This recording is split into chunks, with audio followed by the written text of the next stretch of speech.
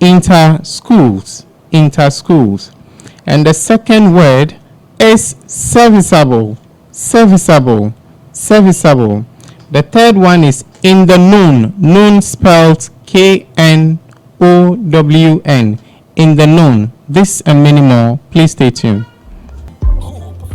So as usual of me, I'm going to put all these phrases and the one word into sentences for better understanding. Now the first one is inter-schools. Inter-schools. This is very common unless you've never been to the senior high school before. Inter-schools. Now the first sentence under this phrase is the inter-schools football competition is unlikely to happen. The inter-schools football competition is unlikely to happen. This is incorrect. Now the correct sentence should be the inter-school football competition is unlikely to happen. The inter-school football competition is unlikely to happen. So take notice of this. The first one, which was incorrect, I added S to the schools after inter.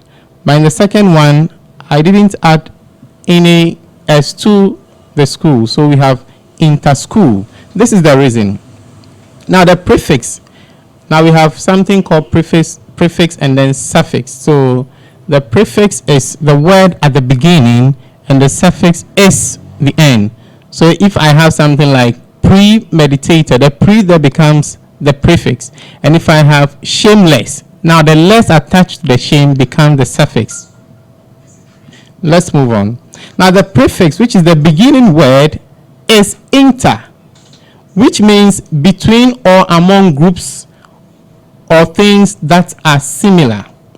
Now hear this. Thus the plural nature of inter is implied. By virtue of me using the word inter, the next noun that follows the inter simply qualifies to be a plural. So there is no need for me to add an S to the noun that follows inter because inter qualifies it to be a plural. Let's move on. Hence, it is followed by a singular noun. For example, we have inter-house, inter-regional competition, and inter-college. We have nothing like inter-colleges, inter-houses, inter-regionals, or inter-schools. Once the inter is there, there is no need to add an S to the noun that follows the inter, because the inter there implies the plural form of the noun. It must also be noted that a noun which follows a numeral or number prefix, that's simply saying that if the noun begins with a number at the beginning, the word that follows becomes singular. So another example is a 3-year course. So by virtue of me using the the 3-year, I don't have to add any S to the year. So it becomes a 3-year. But most often in churches, you see something like a 3 days crusade. Can say 3 days crusade, but not a 3 days crusade. It can be a 3-day. Once there is an there with a number being the prefix, then the next noun should be singular. So we have a 3-year course, a 4-year development program, a 3-man delegation, and a 3-day crusade. I'll be back with the second word. Please stay tuned. Esther, who is my secretary, is serviceable. Esther, who is my secretary, is serviceable. This is wrong. In fact, if you really understand what serviceable means, you would consider this as an insult to Esther. So I can only say Esther, who is my secretary, is hard working. Esther, who is my secretary, is hard working. If I say Esther is serviceable, it's wrong. But Esther is rather hard working. This is the reason. If something is described as serviceable, it means it is something that can be used. Agreed. For example, the air conditioner, I think we dealt with this some few weeks ago. We don't use the word air condition. The air conditioner is the equipment that gives the condition in the room. So if you're in the room and it is cold, then you can say the condition in the room or the air condition in the room is cold.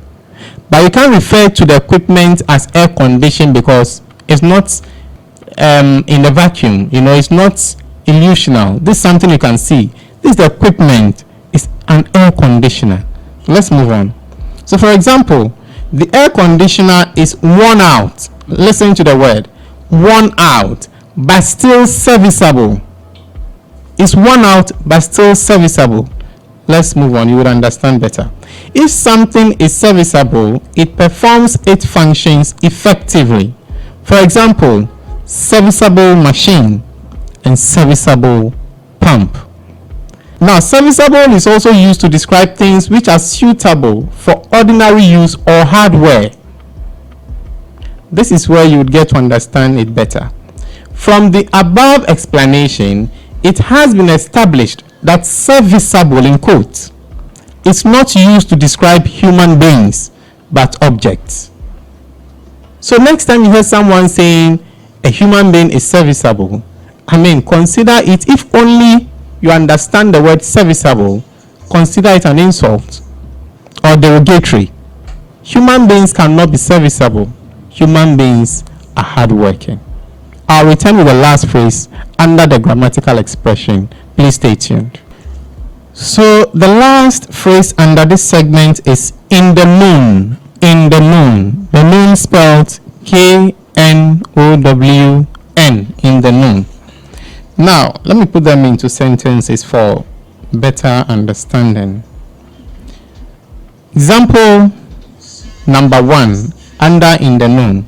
Those in the known are concluding that Victor will be selected as the head prefect. Those in the known are concluding that Victor will be selected as the head prefect. This is wrong. The correct expression should be those in the know. So know without an N. Those in the know are concluding that Victor will be selected as the head prefect. Correct. Those in the know are concluding that Victor will be selected as the head prefect. As I've been saying all the time, in the know is a fixed idiom and as such does not allow for insertion of other words. So those in the know, not those in the known. This is where I bring an end to the first segment. I'll go on a very short commercial break. I'll return with more. Stay tuned. You live on Penny Radio, your number one online Christian radio station. Welcome back to Grammar Check. And before I continue, I would implore each and every one of us to do well to download the Penny Radio app on both your Android phones and then your iPhones. Just key in the word Penny Radio and you will be served. Penny Radio.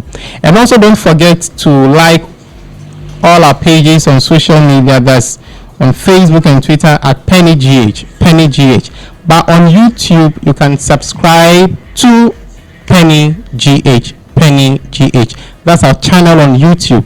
Now, when you have this done, what you are assured of is that you are exposed to all our programs at your convenience. So, to move on, I would ask that you do well to visit our website also at www.pennygh.com.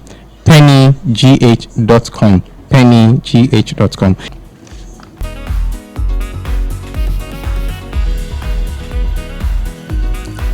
On now to our second segment on today's program, we have the Error Buster. The Error Buster. For those listening to us or watching us for the first time, the Error Buster is where our viewers and listeners get to know the correct pronunciation of English words. And for today's word, we have C-R-E-A-T-E.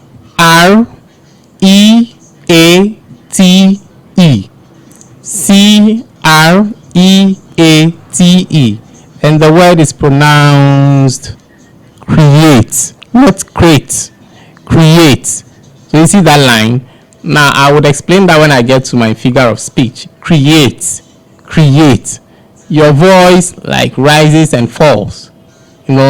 Create, or falls and rises. Create. So not crate. Crate is the one we keep bottles in. That's CRATE. So that's crate. But this one is create, to form, to make, to do. So create. Same way we have creator, not creator. Creator. So please take notes.